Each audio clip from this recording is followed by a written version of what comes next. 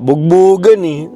Ano na sila, ewan ko, inaawat na sila ng mga pulis eh. Malamang, huli yun mga yun. Dinala yung mga ugaling kanal ng Pilipino.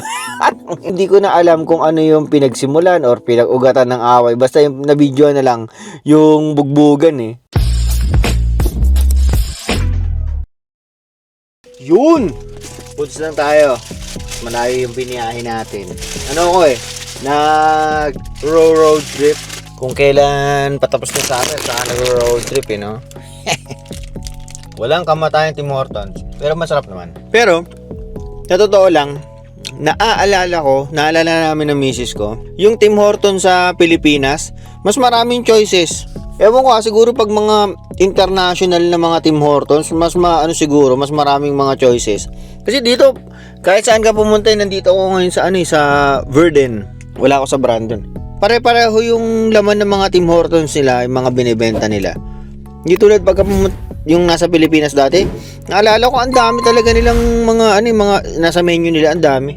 Ewan ko siguro dahil pagka international, di ba? Para magka-appeal sa mga tao dun sa country na yun. Pero yun, maulan, visit. Kanina maaraw eh.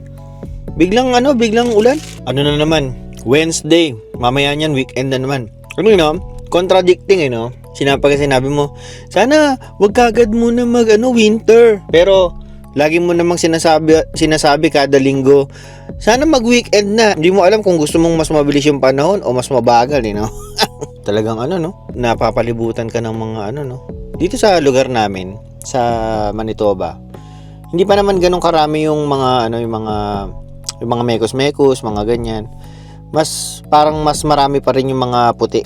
Hindi siya tulad ng, di ba, pag pumunta kayo sa Toronto, sa mga malalaking city, talagang diverse yung yung tao.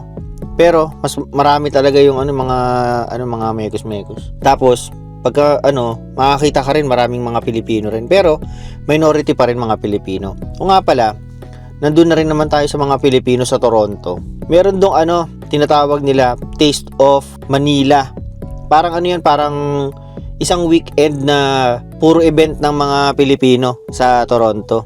Nung pumunta kami ng Toronto, ang inabutan namin yung Taste of India. Puro doon pa nga sa may di ba, sa may logo ng Toronto.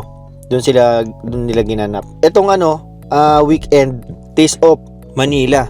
Meron nga doon na videohan pa. Akala mo, di ba, mga Pilipino doon saan, mga kalmado na eh. Dito sa Canada, doon sa Toronto, mga kalmado na. Akala mo, hindi na ba dala-dala yung mga ugaling kakaiba ng mga Pilipino? Hindi. Doon mo makikita na pagka pinagkumpul-kumpul mo yung mga Pilipino, meron pa rin talagang mga pasaway, meron pa rin mangyayari. Nandun sa mismong sa event nung Taste of Toronto na yun, bugbugan eh. Na sila, ewan ko, inaawat na sila ng mga pulis eh. Malamang huli yun mga yun. Dinala yung mga ugaling kanal ng Pilipino.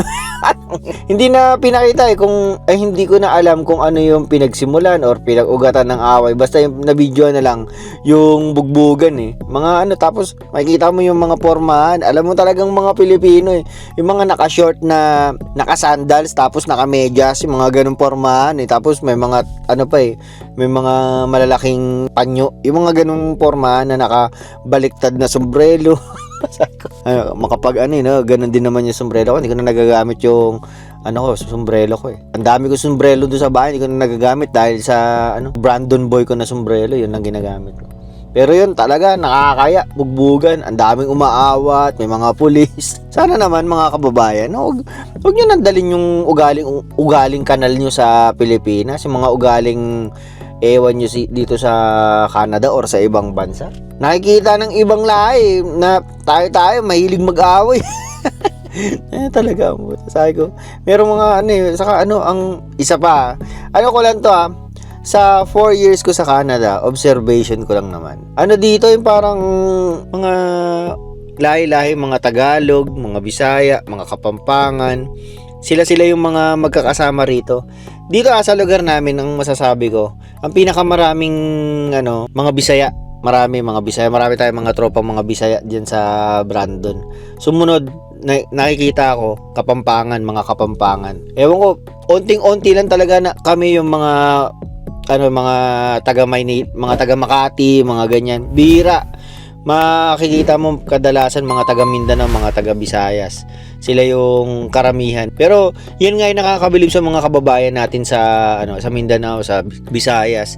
Sila yung madalas na nandito sa mga countries na na mga malalago, yung mga magagandang countries. Yun yung observation ko lang ha. Saka magtrabaho. Mga masisipag talaga magtrabaho kasi siguro kaya sila yung madalas na nakakapunta sa mga bansang magaganda. Ewan ko, yung mga Tagalog eh. Ako Tagalog ako mga tamad kasi. Joke lang. Hindi tayo tamad, mga Tagalog. Isa lang sa ayoko na nangyayari, pagka kunyari, syempre mga kaibigan mo, mga Pilipino, sila talaga magkakaaway. Makikita mo talaga sa mga sa talagang nagpaparinigan sa mga post kasi syempre pagka pumunta ka na sa ibang bansa tapos papunta ka na sa isang community, kunyari dito sa Brandon, pagka may nakakilala kang Pilipino, lalo na ako yung mga nagba-vlog ganyan, maraming nag-a-add sa iyo, yung mga ganyan, makikita mo alam mong mga magkakaibigan tong mga to, tapos nag-aaway sa Facebook. Ang hilig makipag-away ng mga Pilipino. Pero siguro hindi lang naman mga Pilipino, no? Yung ibang mga lahi rin siguro ganyan. Hindi ko matapos pagkain ko. Lang to, yung chicken wrap. Sarap din classic chicken wrap. Maano rin to? Itong Verden, malaki rin. Akala ko kasi 'di ba ang pinakamalaking city dito sa Manitoba, Winnipeg, sumunod na yung Brandon. Kami, yung misis ko, nalilita na kami sa Brandon. Ngayon nakikita ko tong Verden na to. Hindi ko alam kung town lang to o city siya. Pero malaki, malawak. Yun nga lang, hindi ko ma-explore kasi maulan. Nakakabwisit tong ulan na to kung kailan gumagala ako Saka, sa totoo lang, maganda mag-road trip dito sa Canada kasi walang problema sa traffic Alam mo yun, yung pagka meron kang gustong puntahang lugar, hindi mo na kailangang estimahin baka matraffic dyan sa lugar na yan. Baka malate ka. Hindi dito. Kung ano yung sinabi ni Google Map, yun na yun. Walang kasamang traffic doon. Nagsisimula na naman yung ulan. Tapos, nga pala, nakita ko yung baha sa Pilipinas ngayon. Grabe yung baha. Ang taas yung sa EDSA. Naranasan ko dati yan. Yung nagtatrabaho pa na sa opisina pa ako. Taga Makati lang ako Pagka na-trap ka sa traffic, dahil merong baha, ganyan.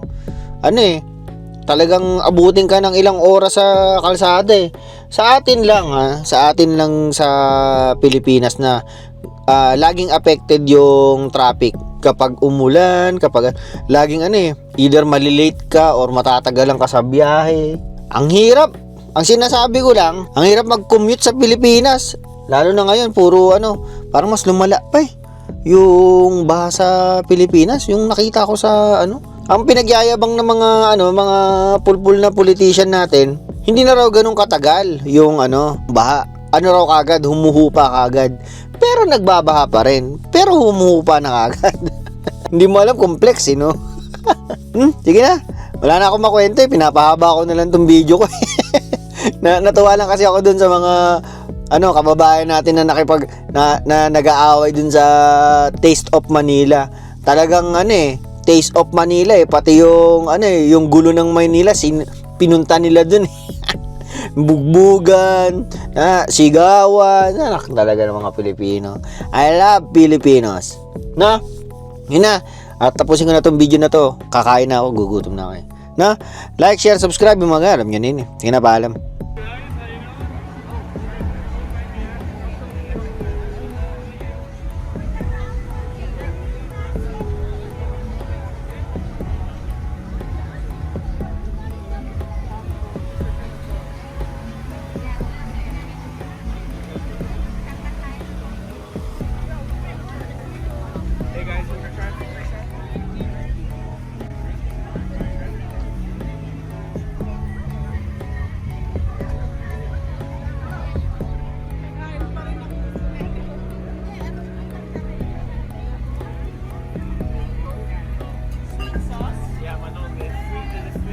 Oh, the vinegar. Barbecue, not vinegar.